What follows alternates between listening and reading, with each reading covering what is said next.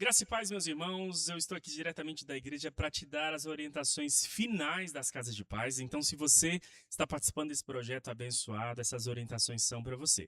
Se você não esteve ontem, fica tranquilo. É nesse vídeo que eu vou te dar as últimas orientações. Se você esteve, você pode reassistir as orientações, mas se você não esteve, esse vídeo é especialmente para você. Papel e caneta na mão e acompanha comigo essas orientações que são muito importantes. Lembrando que esse vídeo está postado no canal do YouTube da igreja. Você sabia que a nossa igreja tem um canal no YouTube? E você pode assistir esse vídeo tanto do seu celular, do seu tablet, do seu computador, mas especialmente da sua TV. Então, liga na sua TV aí, eu vou mandar o link para você aí no grupo da igreja, ali do grupo das Casas de Paz, e você pode acompanhar esse vídeo diretamente do YouTube, tá bom? Então, eu vou ficar bem pequeno aqui na tela para você poder acompanhar essa apresentação aqui, os slides que a gente utilizou ontem. Você está me vendo aqui, ó? Estou bem pequeno aqui, porque o importante é que você receba as orientações. Papel e caneta na mão e vamos às orientações das Casas de Paz. A primeira orientação que eu tenho para você é sobre a estrutura da casa. Fique muito atento ao que uma casa precisa ter para receber as Casas de Paz. É muito simples. Você vai precisar, o anfitrião, né? Você vai ter que orientar o anfitrião, né? A pessoa que vai te receber a preparar uma mesinha. Uma mesinha, uma pequena mesa, ou pode ser uma mesa grande também, mas pelo menos uma pequena mesa, onde ela deixa aquela mesa como o altar da casa de paz naquela casa. Então, naquela mesinha, ela pode decorar da forma que ela quiser. Ela pode colocar uma flor, ela pode colocar uma foto da família, ela pode colocar uma Bíblia, contanto que tem uma mesinha ali. Ela vai servir de referência para todo mundo, para que as pessoas saibam que aquele lugar é um altar do Senhor, aquela casa é um altar do Senhor, simbolizada por aquela mesinha. Então, você vai conversar com o anfitrião e vai falar, ó, prepara uma mesinha bem bonita lá, aquele vai ser o altar do Senhor na sua casa durante as próximas 5 semanas. Outra coisa, nessa mesinha, nós vamos te dar de presente uma plaquinha do projeto, para o anfitrião também colocar. Vai ser de presente para ele ali, um presente da igreja para ele, onde ele vai colocar ali a plaquinha das Casas de Paz. Para além de todo o altar que ela montou, naquela mesinha está sinalizado que ali é uma casa de paz. E tem uma outra plaquinha que nós vamos presentear essa pessoa. Essa outra plaquinha ela vai poder utilizar na frente da casa dela. Então ela vai colar na frente da casa dela, porque aquela plaquinha ela vai testemunhar para as pessoas que aquela é uma casa de paz, aquele é um lugar abençoado por Deus e que está em campanha, é um lugar que está em campanha. Essa palavra campanha vai ser muito importante daqui a pouco, tá bom? O resto da casa depende da pessoa. Pode ser que ela queira fazer a casa de paz em volta da mesa, pode ser que ela queira fazer na sala, com todos sentados na sala, pode ser que ela queira fazer na garagem, com todo mundo sentado num banco, numa cadeira. Isso é o de menos, né? O importante é que ela prepare um altar para o Senhor, que ela coloque essa plaquinha na frente para que todos os vizinhos, os parentes vejam que aquela casa é uma casa de paz, uma casa abençoada por Deus. Amém? Entendidos até aqui? Segunda orientação, desculpa.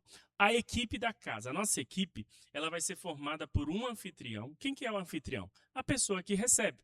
Então, digamos que a Dona Maria, ela quer receber a casa de paz lá na casa dela. Ela é a anfitriã. Digamos que o seu José quer receber a casa de paz lá na casa dele. Ele é o anfitrião. A função do anfitrião é convidar a sua família, seus amigos, enfim, seus vizinhos, para participar desse momento tão importante. E o número de participantes que ele vai convidar depende dele. Então, se ele quiser convidar 10 pessoas, se ele quiser convidar 20 pessoas, 50 pessoas, aí fica a critério dele. O importante é que ele é o anfitrião. E, depois do anfitrião, nós temos os 2 missionários, que são as pessoas daqui da igreja que estão sendo enviadas para fazer essa casa de paz. Os missionários, eles vão se revezar. Cada semana, um vai trazer a palavra e o outro vai ficar de auxiliar. O que vai trazer a palavra, ele vai trazer a palavra. É o texto que a gente tem da semana, o texto que a gente vai enviando durante a semana, para que ele ministre a palavra ali. E o auxiliar, o que ele vai fazer? Ele vai ficar na intercessão e ele também vai preencher o relatório da Casa de Paz.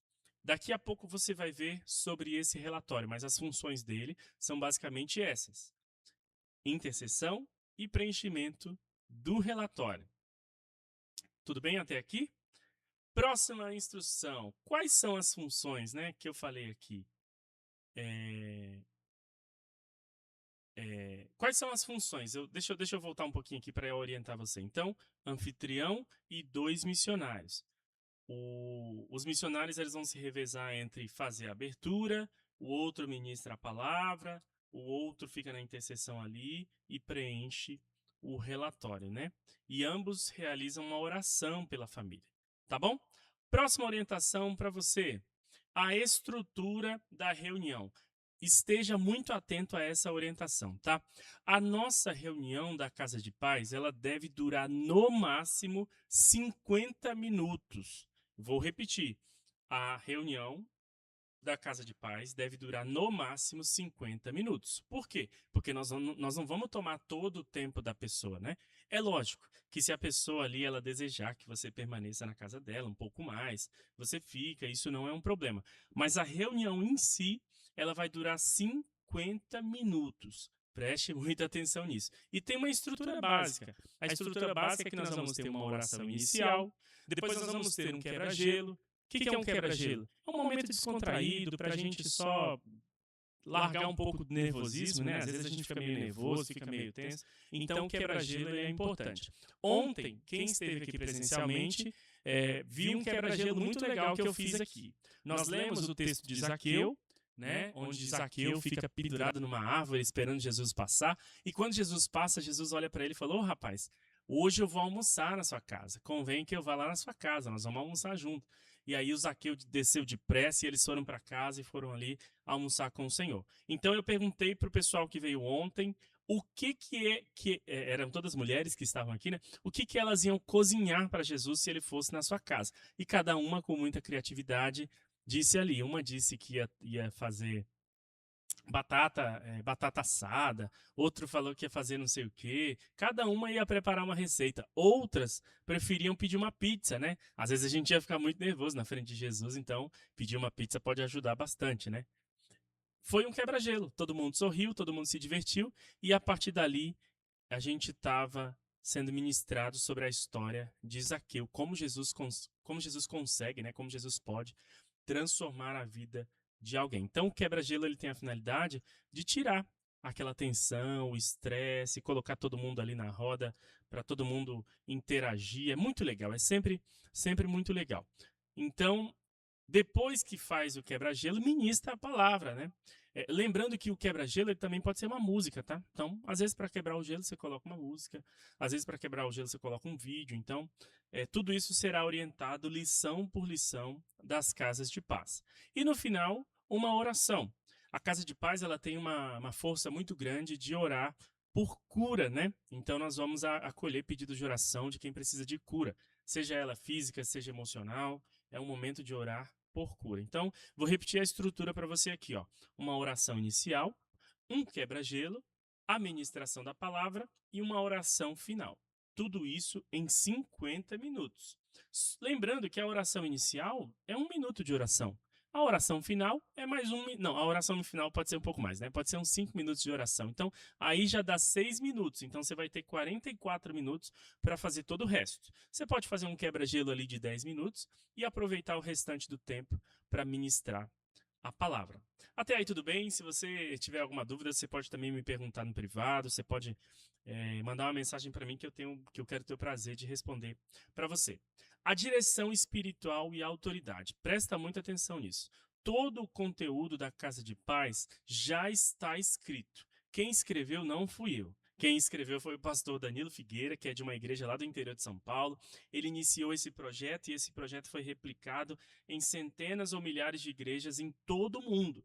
Então o material já está pronto, não tem o que a gente inventar, né? O conteúdo está pronto e nenhum missionário, presta atenção nisso, nenhum missionário poderá alterar ou improvisar, assim, querer fazer um remendo no material ou criar um conteúdo paralelo. Por quê? Porque todas as casas de paz estarão funcionando num padrão, né? Qual que é o padrão? As ministrações preparadas pelo pastor Danilo Figueira, que é uma bênção do Senhor que criou esse projeto inspirado pelo Espírito Santo de Deus, tá bom?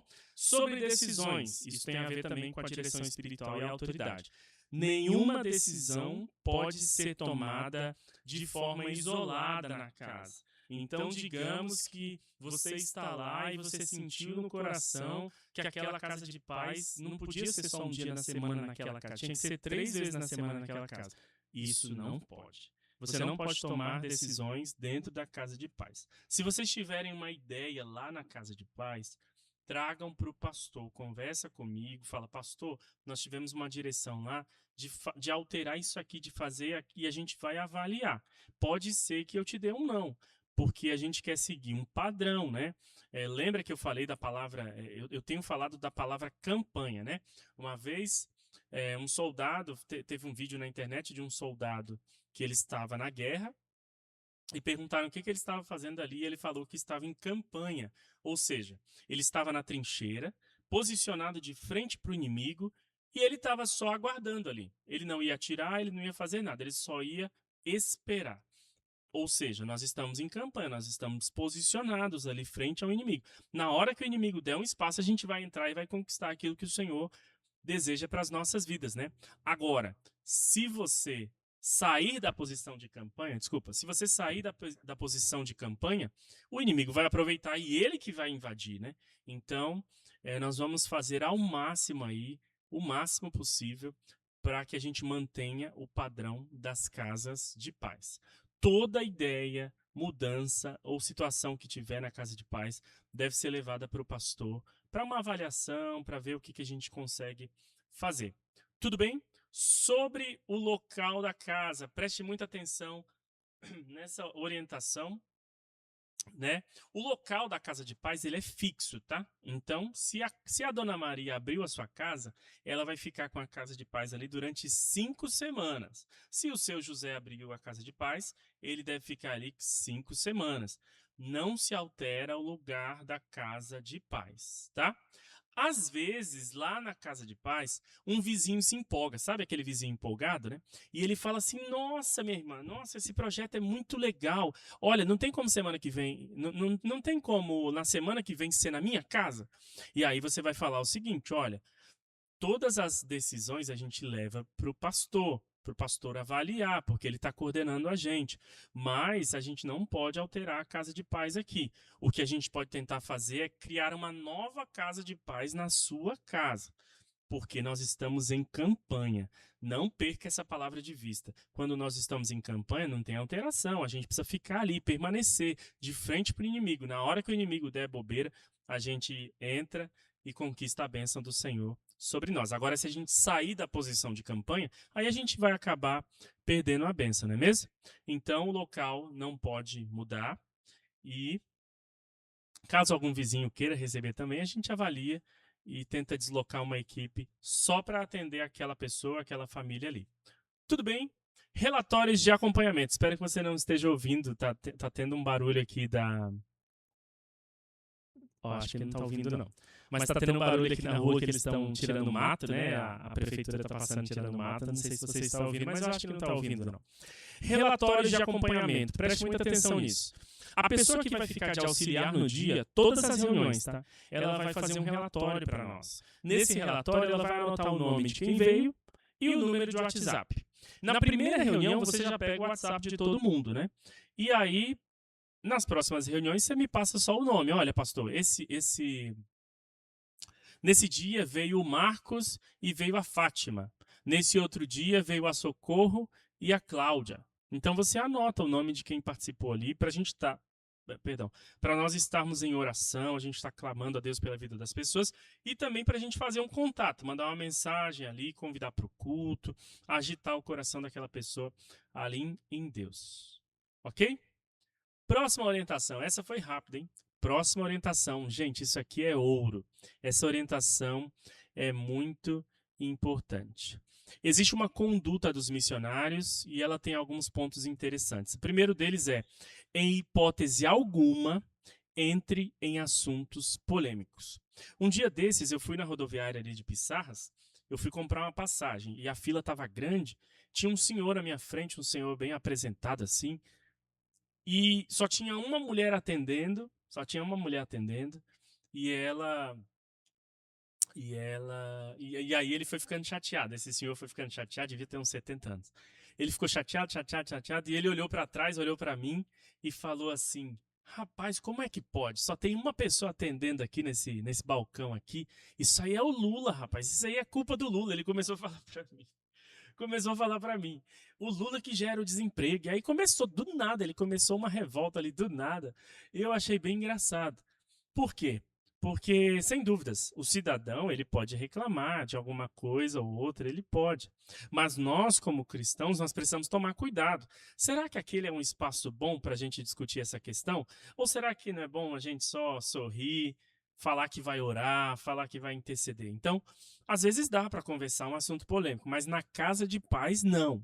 Na casa de paz, em hipótese alguma, nós vamos entrar em assuntos polêmicos. Eu estou falando só de política, né? Mas você pode pensar aí sobre futebol. Ah, não sei o que, o futebol. Se você percebe que aquilo vai se tornar uma polêmica, sai daquele assunto.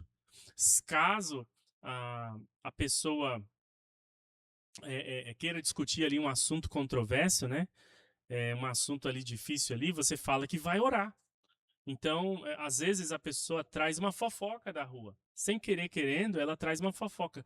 Olha, fulano, você ficou sabendo que a fulana separou do marido? Aí você entra e fala, realmente, e começa. E começa um assunto desnecessário, lembrando que você só vai ter 50 minutos, então você vai ficar num assunto desnecessário, você vai perder tempo, né?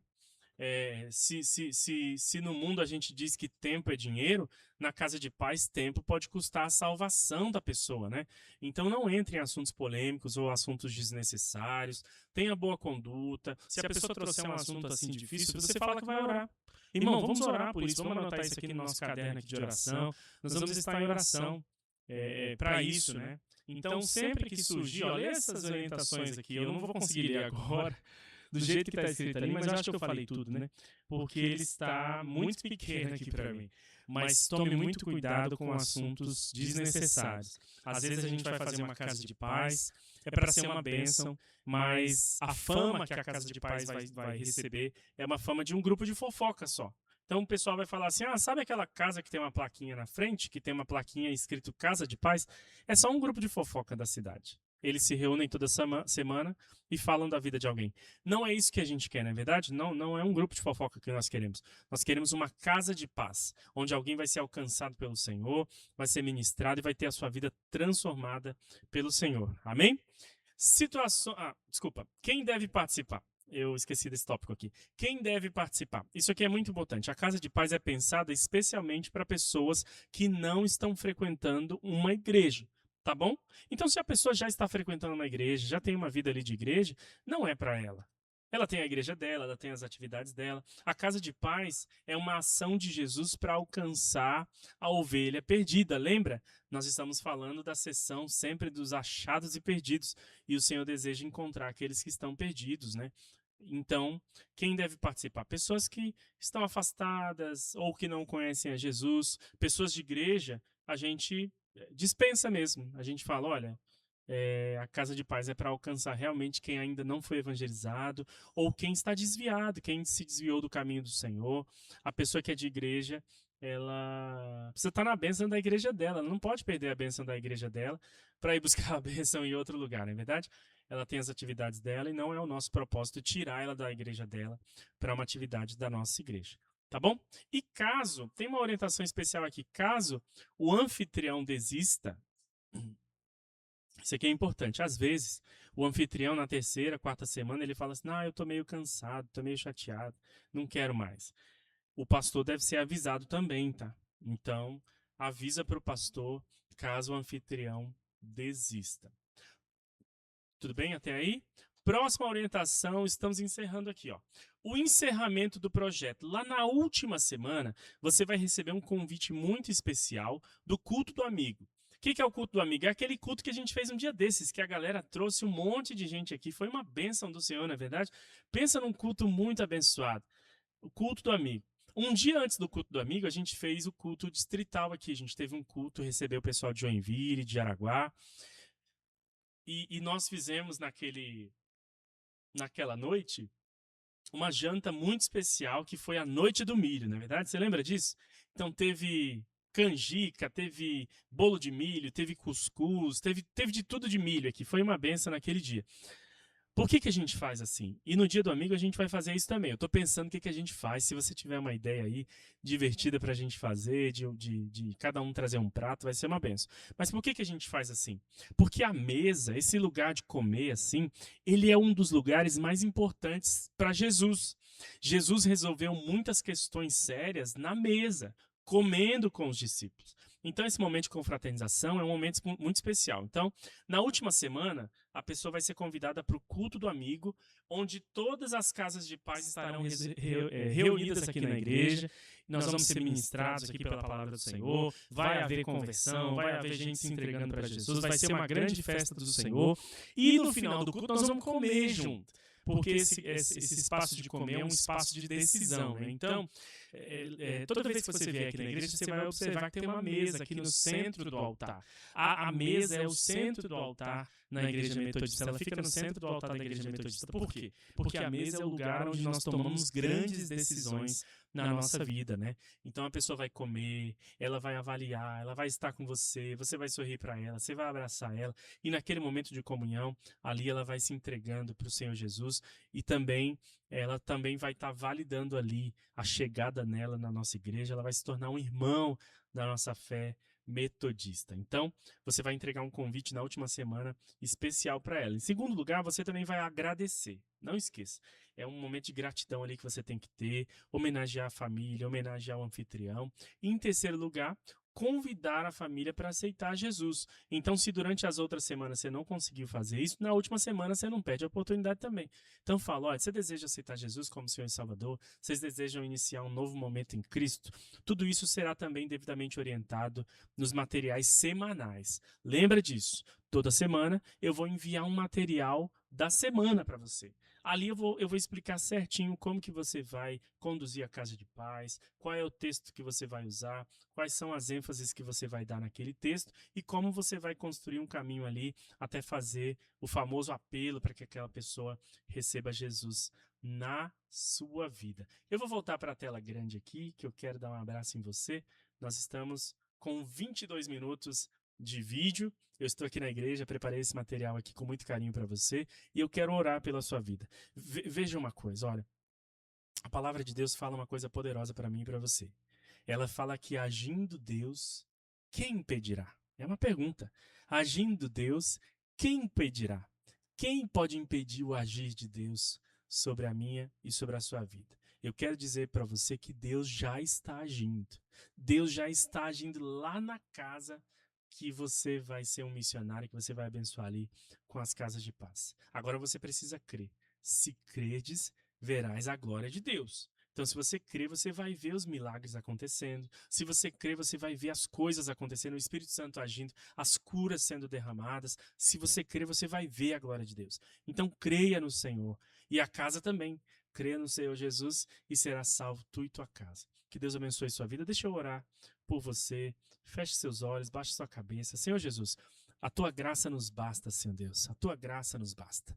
E é a tua graça que vai nos conduzir nessas casas de paz, para que nós sejamos uma bênção nesses lugares.